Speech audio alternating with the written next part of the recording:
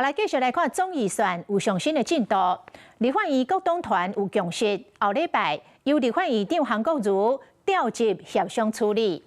行政院長杜英泰講，總預算交付委員會審查的時間早就過啊，希望會當有好的發展。國民黨團的總召布坤基回應講，只要行政院依法行政，甲國會通過預算總編入去，就會當予全國人民看到真完整的預算。中央政府總預算相關事宜於下周由院長本人召集黨團協商。總預算即賣總算有進度，後禮拜調也協商。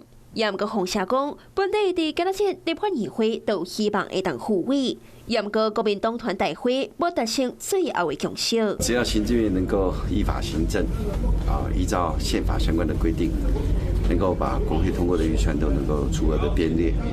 我想任何事情，國民黨都是依法的。總預算應該已經要復位的時間早就過了，他希望大家一起努力，讓後來的程序我們把它補上來。那總預算簽到，關係到各方論性的軍購案協商也掉咧。不要因為明天是要見習近平，然後就故意把這個事情往後擱置。總外交國防委員會因為國民黨團總部無來協商破局，原地國民黨希望協商延到15、16舉行。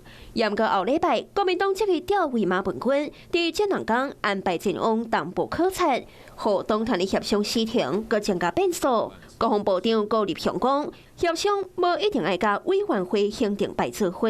黨團的協商應該跟委員會的行程沒有一定要掛鈎嘛，所以我想應該可以另外安排協商的日期。那國防部立場還是希望在這段時間盡快的進行協商，讓我們能夠達到一個共識。我們的那個陳冠廷委員會直接簽給韓院長，然後請韓院長直接進行院級的這個朝野協商。總預算甲軍購，攏希望立法院長韓國瑜主持協商。民眾黨是建議延會。總預算好，那也還沒有排審，所以我們台灣民眾黨今天會提案延會到7月31日，用延會來換空間，預算的大戰進入延長賽。Hello， 我是蔣新梅。想要搶先掌握最及時的新聞資訊嗎？趕快訂閱、按讚、開啟小鈴鐺，鎖定華視新聞 YouTube 頻道。